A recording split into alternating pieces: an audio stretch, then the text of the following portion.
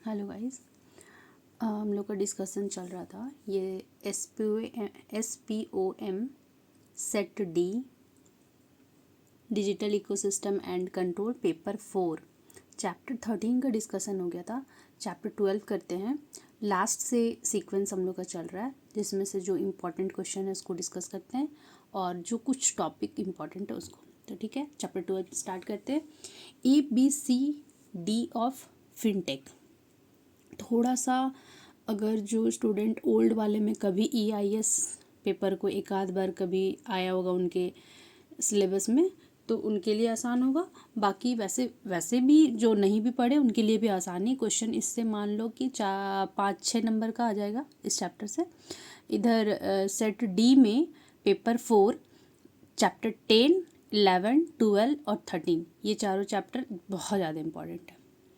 ठीक है, चलो स्टार्ट करते हैं। फिनटेक फाइनेंशियल टेक्नोलॉजी, जो हाईलाइटेड पार्ट है उसको पढ़ लेना। P2P peer to peer lending क्या, एक रीड दे देते। Peer to peer lender connects lender and borrowers using advance technologies to speed up loan acceptance. These technologies are designed to increase efficiency and reduce the time involved in access to credit. ठीक है, while P2P lending originally involved direct matching of individual lenders and borrowers on a one-to-one basis, it has evolved into a form of marketplace lending where institutional and high net worth individual investors lend into a pool that borrowers can access.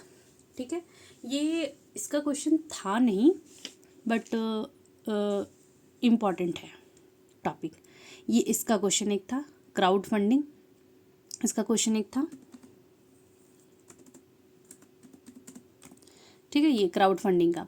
Crowd funding क्या है? Crowdfunding क्या है? Small amount of funds multiple investors है। देखो, solicitation of funds small amount from multiple investor through a web based platform और social networking site for a specific project, business, venture और social causes. ये हमारा crowd funding का 1 marks का question वहाँ आप लोग को मिलेगा। ठीक है, और नेक्स्ट ब्लॉकचेन। ब्लॉकचेन का कॉन्सेप्ट पता होना चाहिए, और अगर कुछ भी नहीं पता है तो बस एक वर्ड याद रख लेना, ब्लॉकचेन का मतलब होता है डिसेंट्रलाइज्ड। तो इसका वर्किंग जो होता है डिसेंट्रलाइज मैनर में होता है। और ब्लॉकचेन जहाँ भी क्वेश्चन में दिखे डिसेंट्रलाइज ऑप्शन है तो ऑप्शन आंख बंद करके टिक कर देना, 1 मार्क्स मिल जाएगा। ठीक है, blockchain technology allow for decentralize transactions without a government entity और other third party organization being involve. बस डिसेंट्रलाइज ब्लॉकचेन का मतलब होता है ये जानना है। 1 मार्क्स यहाँ से आ जाएगा। नेक्स्ट है हम लोग का, जितना हाईलाइटेड पार्ट है उतना पढ़ लेना।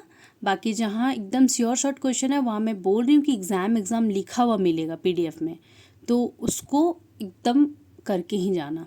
तो वहाँ पे यही ऑप्शन भी, बहुत सारे क्वेश्चन को ऑप्शन बता देंगे, बहुत सारे क्वेश्चन यही क्वेश्चन था वो बता देंगे।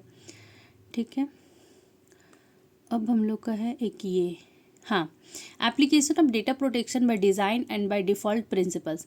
मेरे को लग रहा था कि इसका ये जो ये DPBBDD ये शॉर्ट फॉर्म दे देगा उसका, ये पूछ लेगा data protection by design and by default ऐसे करके पूछ लेगा, इसलिए हाईलाइटेड है। बस ऐसे नहीं पूछा था, बट डेटा प्रोटेक्शन आना चाहिए। इसका is a set of principal that encourages the integration of data protection measures into the design and development of systems, products and services. बस मीनिंग पता होना चाहिए, एक रीड, उससे ज़्यादा ज़रूरत नहीं है। हाँ, ये एग्ज़ाम में था बिटकॉइन। बिटकॉइन क्या है? Bitcoin commonly abbreviated as BTC। BTC देगा, ऑप्शन में बोलेगा इसका मतलब क्या है तो बिटकॉइन होगा, तो मानना। बिटकॉइन क्वेश्चन में देगा BTC उसका ऑप्शन में होगा, कहीं और बहुत सारा ऑप्शन देगा तो BTC ऑप्शन टिक कर देना। ठीक है, या नहीं तो फिर इसका मीनिंग देगा कि इसमें क्या आता है, तो वैल्यू और यूनिट आता है। देखो, is a medium of exchange, bitcoin is a medium of exchange, a store of value and a unit of account. Conventionally, the uppercase Bitcoin refers to the network and the technologies, while the lowercase Bitcoins refers to the unit of currency. ये meaning पता होना चाहिए, 1 marks यहाँ से आएगा। ठीक है, अब है पीयर टू पीयर, जो ऊपर पड़े भाई, दोबारा से रिपीट। देखो ये मेरे को लग रहा था कि एआई इंपॉर्टेंट है, एआई का क्वेश्चन था, लेकिन ये वाले में से नहीं था जो इम्पोर्टेंट मार्क की है, लेकिन इसको पढ़ लो, दूसरे सेट में आ सकता है। वीक और नैरो एआई, जनरल एआई और सुपर एआई। वीक और नैरो एआई में क्या जानना था कि एप्पल, जो अभी हम लोग का एप्पल है, Siri is a good example of narrow AI but it operates with a limited predefined range. इसमें ना रेंज प्री डिफाइंड है कि लिमिटेड इसी एरिया पे ये काम करेगा, तो ये नैरो, छोटे छोटे पैमाने पे ये काम करेगा, तो ये हमारा नैरो एआई है और वीक है थोड़ा।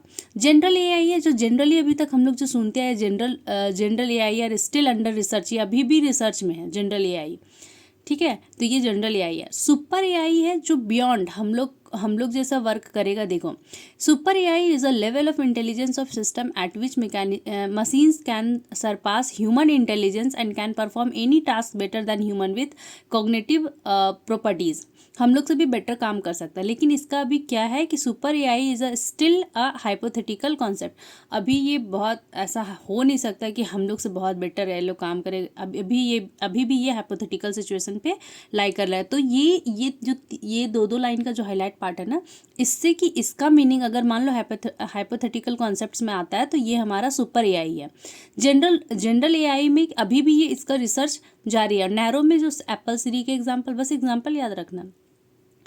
कोई भी एसपीओएम का एग्ज़ाम है, मेरा चारों एसपीओएम एग्ज़ाम क्लियर है, set A B C D. A और बी में तो कोई ऑप्शन ही नहीं है, आपको डिफ़ॉल्ट वही सब्जेक्ट है पढ़ना है। सी और डी में ऑप्शन है, तो जो सेट मेरा था सी और डी, और मैं जितना क्वेश्चन को हाईलाइट करा दे रही हूँ इंपॉर्टेंट, उससे आप लोग पास कर जाओगे, ठीक है।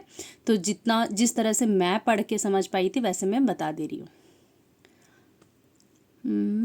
उसके बाद है एक ये ब्लॉकचेन का हाइब्रिड ब्लॉकचेन याद रखना है, जो पब्लिक और प्राइवेट दोनों का मिक्स होगा, वो हाइब्रिड ब्लॉकचेन है। और इसका फीचर्स होता है कि ये परमिशन और परमिशनलेस ब्लॉकचेन बोथ होता है। तो परमिशन किस में और परमिशनलेस किस में है? परमिशंस ब्लॉकचेन प्राइवेट और कंसोर्टियम में, तो कंसोर्टियम का क्वेश्चन नहीं था तो जानने का ज़रूरत उतना है नहीं। परमिशन ब्लॉकचेन होता है प्राइवेट में, परमिशनलेस ब्लॉकचेन होता है पब्लिक में। इन दोनों का मिक्सर हाइब्रिड होता है। क्वेश्चन आता है हाइब्रिड वाला, हाइब्रिड टिक मार देना, 1 मार्क्स, ठीक है। फिर भी ये मीनिंग जिसको पढ़ना है पढ़ लो कि पब्लिक ब्लॉकचेन क्या है, प्राइवेट ब्लॉकचेन क्या है, हाइब्रिड ब्लॉकचेन क्या है, कंसोर्टियम क्या है। हाइब्रिड का मैं बता देती हूँ, प्राइवेट और पब्लिक को मिला के हाइब्रिड ब्लॉकचेन है, ठीक है। रीड कर लेना, हाइब्रिड ऑप्शन आता है क्वेश्चन में, मान लेना।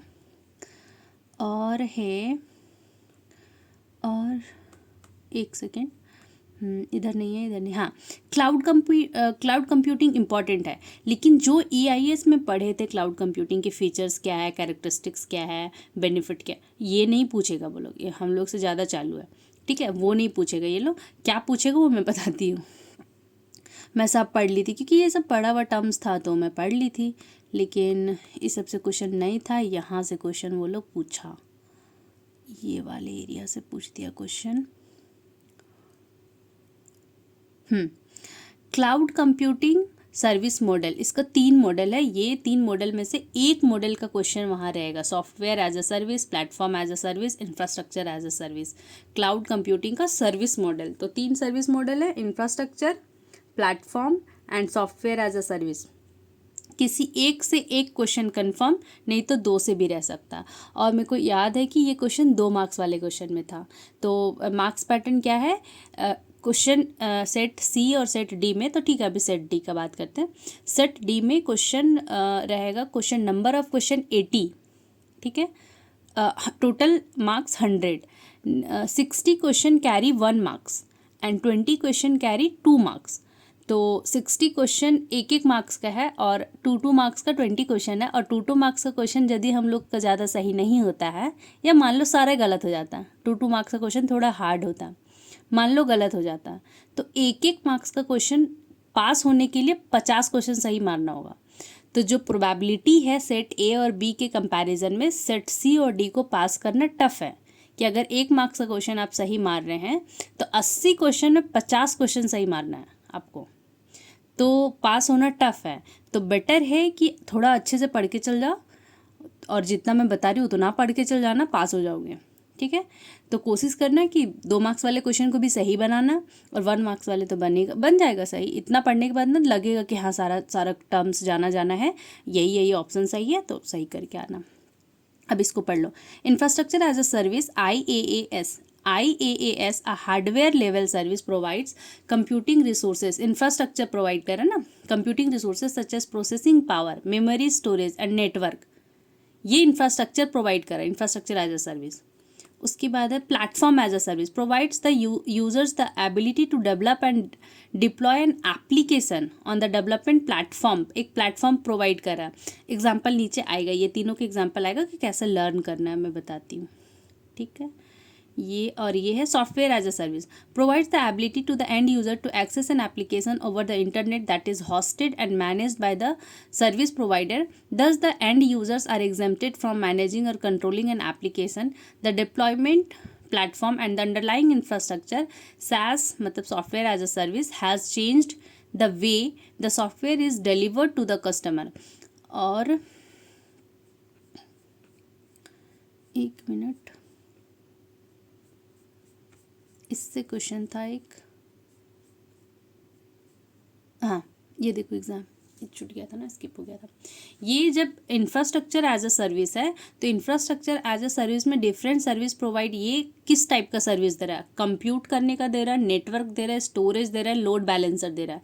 अब इन 4 ऑप्शन में बोलेगा इंफ्रास्ट्रक्चर एज अ सर्विस कौन सा सर्विस नहीं देता है, तो ये मान लो कंप्यूट, नेटवर्क और लोड बैलेंसर देगा, एक स्टोरेज के प्लेस पे कोई और ऑप्शन देगा, तो वो ऑप्शन गलत होगा, कौन सा नहीं है। और सपोज दैट कि ये 3 देगा सही, ये एक सही देगा और 3 कोई गलत देगा और बोलेगा कौन सा सर्विस प्रोवाइड करता है, तो ये 4 ऑप्शन ना याद कर लो, compute, storage, network, load balancer, ये 4 याद कर लो, compute, network, load balancer, storage.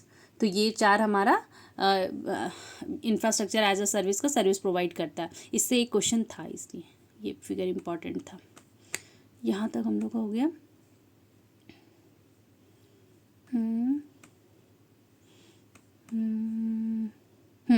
Big data, इससे एक question, according to the Gartner name नहीं आता है, big data can be described using the 3V पता था बिग